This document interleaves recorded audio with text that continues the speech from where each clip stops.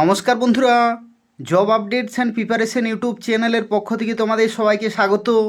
আজকে এই ভিডিওতে আমরা আলোচনা করব পশ্চিমবঙ্গের আরও একটি নতুন সরকারি চাকরির বিজ্ঞপ্তি সম্পর্কে।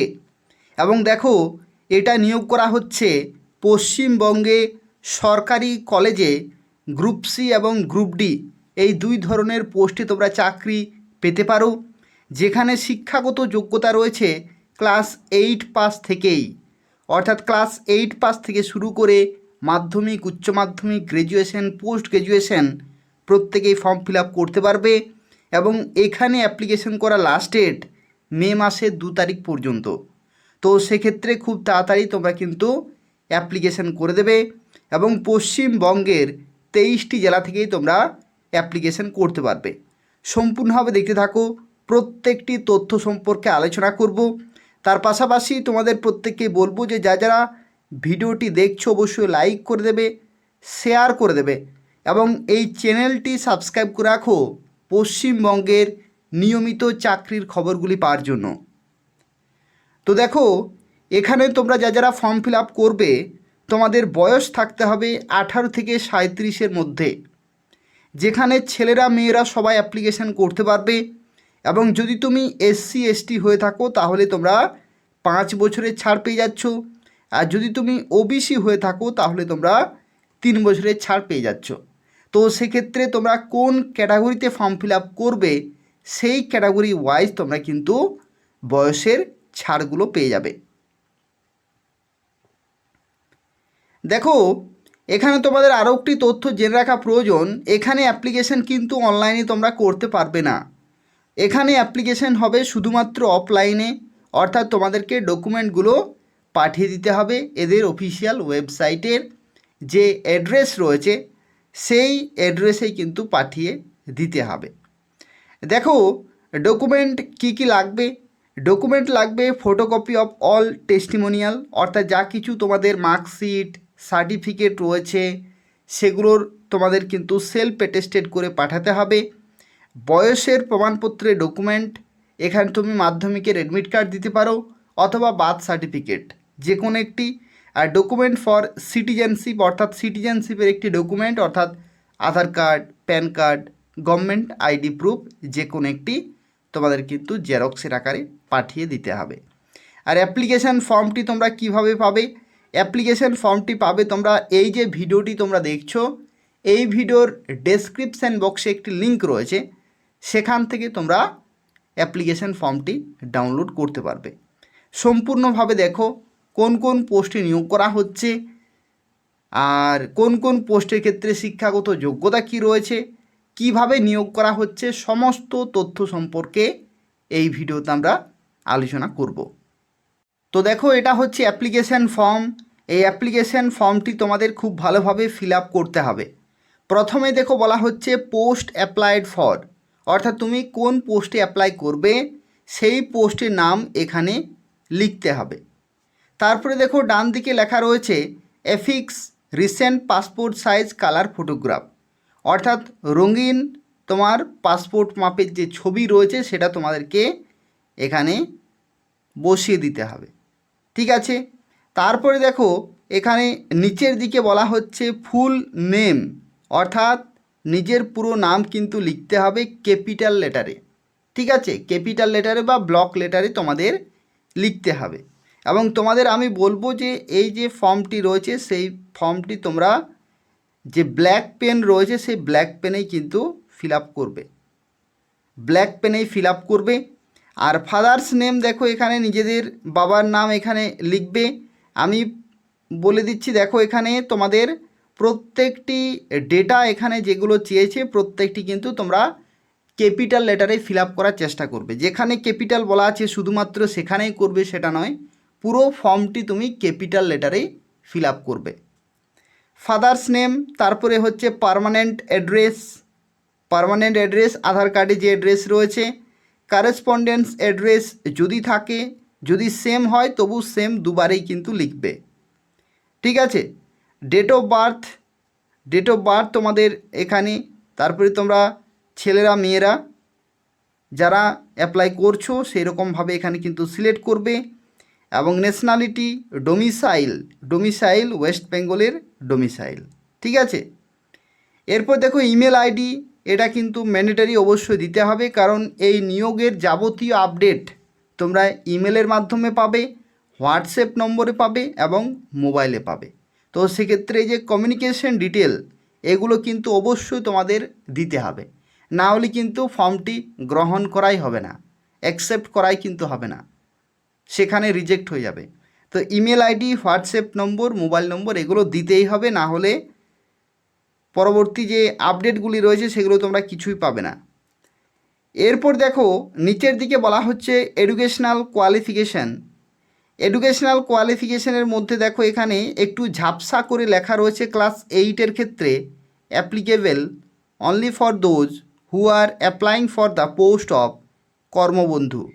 অর্থাৎ যারা কর্মবন্ধুতে অ্যাপ্লাই করবে ক্লাস 8 পাশে গ্রুপ ডি লেভেলে, তাদের ক্ষেত্রে ক্লাস 8-এর শিক্ষাগত যোগ্যতা ডিটেলগুলো লাগবে। ঠিক আছে, যারা কর্মবন্ধুতে অ্যাপ্লাই করবে। আর যারা ধরো নাও গ্রুপ সিতে অ্যাপ্লাই করবে, তাদের ক্ষেত্রে মাধ্যমিকের ডিটেল দিতে হবে, উচ্চ মাধ্যমিকের ডিটেল দিতে হবে। যদি তুমি গ্র্যাজুয়েশনে করো তাহলে গ্র্যাজুয়েশন লেভেলে, মাস্টার্স লেভেলে, যদি বিএড থাকে তাহলে দেবে, যদি এমএড থাকে, এমএ থাকে এডুকেশনে তাহলে দেবে। যেটা যে রকমের শিক্ষাগত যোগ্যতা তোমার রয়েছে সেই ঘরগুলোই কেবলমাত্র ফিল আপ করবে, বাকি ঘরগুলিতে কিছু করার কোনো প্রয়োজন নেই।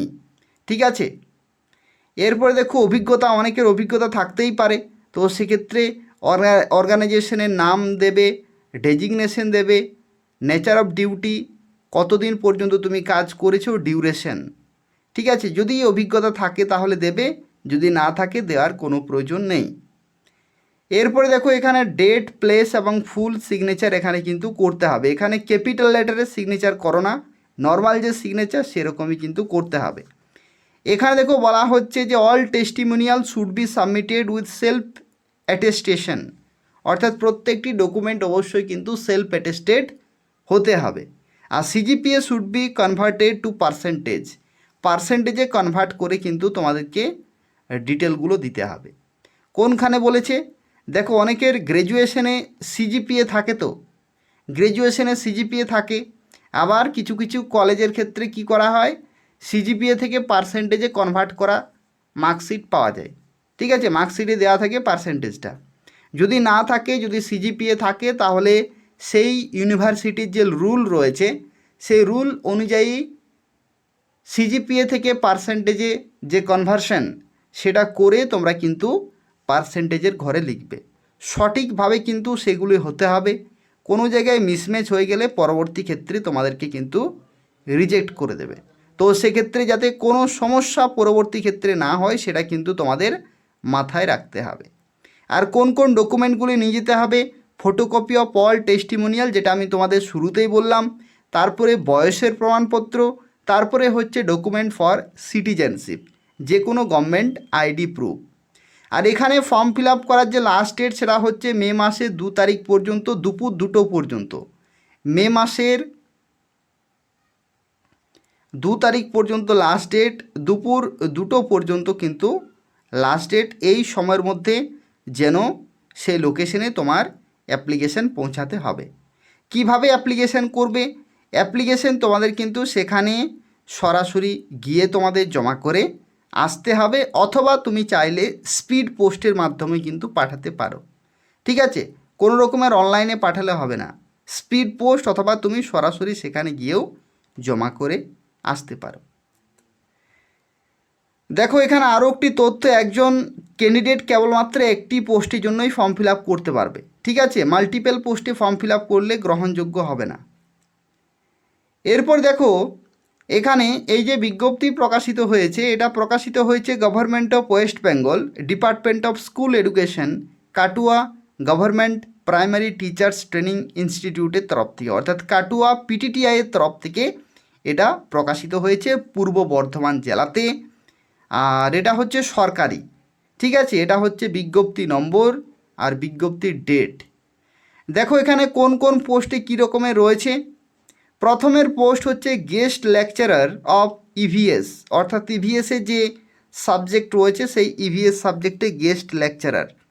যেখানে অ্যাজ পার এক্সটেন্ট গভর্নমেন্ট যে রুলস রয়েছে এসসিইআরটি, সে রুলস অনুযায়ী তোমাদের বয়স কিন্তু থাকতে হবে 1/1/2026 ডেট অনুসারে। শিক্ষাগত যোগ্যতা থাকতে হচ্ছে মাস্টার্স ডিগ্রি সায়েন্সে, humanities, social science, MSc, MA, ঠিক আছে, যে কোনো একটি। আর মিনিমাম 50% নম্বর প্লাস এমএড অথবা এমএ ইন এডুকেশনে এবং 50% নম্বর থাকতে হচ্ছে, ঠিক আছে। আর যদি তুমি গেস্ট লেকচারার ল্যাব অ্যাসিস্ট্যান্টের জন্য অ্যাপ্লাই করো, গেস্ট কম্পিউটার ল্যাব অ্যাসিস্ট্যান্ট, তাহলে কিন্তু একই রকমভাবে বিসিএ অথবা BTech with computer science as per extent NCT norms 2024। Honorarium per class তোমরা পাবে, যেটা এসসিইআরটির যে রুল রয়েছে সেই রুল অনুসারেই তোমরা পার ক্লাসে অনারেরিয়াম পেয়ে যাবে। 1 জন করে কিন্তু নিয়োগ করা হচ্ছে। এরপর দেখো হস্টেল ওয়ার্ডেন পোস্টে নিয়োগ করা হচ্ছে অনলি ফর ফিমেল ক্যান্ডিডেট, অর্থাৎ মেয়েদের জন্য এটা রয়েছে। 37 বছর পর্যন্ত ফর্ম ফিল আপ করতে পারবে। শিক্ষাগত যোগ্যতা হচ্ছে বিএ অথবা বিএসসি অথবা BCom, preferably having BEd degree. যদি বিএড ডিগ্রি থাকে তাহলে খুব ভালো হয়। অনারেরিয়াম গভর্নমেন্ট রুলস অনুযায়ী তোমরা ডেলি রেটেড ওয়ার্কার হিসাবেই বেতন পাবে। 1 জনকে নিয়োগ করা হবে, ফিমেল ক্যাটাগরি। এরপর দেখো 4 নম্বর পোস্টে বলা হচ্ছে কর্মবন্ধু সুইপার, মেয়েদের জন্য একটা ভ্যাকেন্সি, ছেলেদের জন্য একটা ভ্যাকেন্সি। এরপর দেখো কর্মবন্ধু ডে গার্ড কাম গেট কিপার, এখানে কেবলমাত্র ছেলেরাই ফর্ম ফিল আপ করতে পারবে। তারপরে দেখো কর্মবন্ধু নাইট গার্ড, এখানেও কিন্তু ছেলেরাই ফর্ম ফিল আপ করতে পারবে, অর্থাৎ নাইট গার্ডও রয়েছে, ডে গার্ডও রয়েছে, আর সুইপার পোস্টেও কিন্তু নিয়োগ করা হচ্ছে। এবং এগুলোর ক্ষেত্রে বয়স থাকতে হবে সরকারি এসসিইআরটি নিয়মস, যে নিয়ম রয়েছে সেই নিয়ম অনুযায়ী। শিক্ষাগত যোগ্যতার ক্ষেত্রে দেখো এখানে কি বলা হচ্ছে, শিক্ষাগত যোগ্যতা কিন্তু তোমাদের ক্লাস 8 পাস মিনিমাম থাকতে হবে, তাহলেই তোমরা এখানে অ্যাপ্লিকেশান করতে পারবে। এবং যে রকমের এখানে চেয়েছে ছেলেরা মেয়েরা, সেই সমস্ত নির্দিষ্ট পোস্টের জন্য তোমরা কিন্তু অ্যাপ্লিকেশান করতে পারবে, ঠিক আছে, ক্লাস 8 পাস শিক্ষাগত যোগ্যতায়। আর গ্রুপ ডি পোস্টের ক্ষেত্রে দেখো এখানে বেতন সেটা হচ্ছে প্রতি মাসে তোমরা 5,000 টাকা করে গভর্নমেন্ট রুল অনুযায়ী তোমরা পাবে। আর ভ্যাকেন্সি তোমরা দেখতে পাচ্ছ বিভিন্ন পোস্টের জন্য কিন্তু রয়েছে। তো এই হচ্ছে সম্পূর্ণ তথ্য। কাটুয়া গভর্নমেন্ট প্রাইমারি টিচার্স ট্রেনিং ইনস্টিটিউটের তরফ থেকে বিজ্ঞপ্তি কিন্তু অফিসিয়ালি প্রকাশিত হয়েছে। এদের অফিসিয়াল ওয়েবসাইট হচ্ছে দেখো কাটুয়া govt.wbptti.in, এই নির্দিষ্ট অফিসিয়াল ওয়েবসাইট থেকে তোমরা এই নোটিশটি ডাউনলোড করতে পারবে এবং এই ফর্মটিও তোমরা পেয়ে যাবে। অথবা এই যে ভিডিওটি তোমরা দেখছো, এই ভিডিওর ডেসক্রিপশান বক্সে আমি পিডিএফের যে লিঙ্ক রয়েছে সেটা আমি দিয়ে দেবো, সেখান থেকে তোমরা ডাউনলোড করতে পারবে। তো এই হচ্ছে অত্যন্ত গুরুত্বপূর্ণ একটি চাকরি বিজ্ঞপ্তি, যাদের শিক্ষাগত যোগ্যতা রয়েছে তারা অবশ্যই অ্যাপ্লাই করে দেবে। আর এই ধরনের নিয়মিত চাকরির খবরগুলি যদি তোমরা পেতে চাও তাহলে অবশ্যই চ্যানেলটি সাবস্ক্রাইব করে রাখো। এই চ্যানেল থেকে পশ্চিমবঙ্গের এই ধরনের গুরুত্বপূর্ণ চাকরির খবরগুলি সময় মতো তোমরা পেয়ে যাবে। এছাড়াও প্রতি সপ্তাহে যে কর্মসংস্থান পেপার হয়ে থাকে সেই কর্মসংস্থান পেপারও তোমরা এই চ্যানেল থেকে পেয়ে যাবে। তো সেক্ষেত্রে অবশ্যই চ্যানেলটি প্রত্যেকেই সাবস্ক্রাইব করে রাখো। ধন্যবাদ।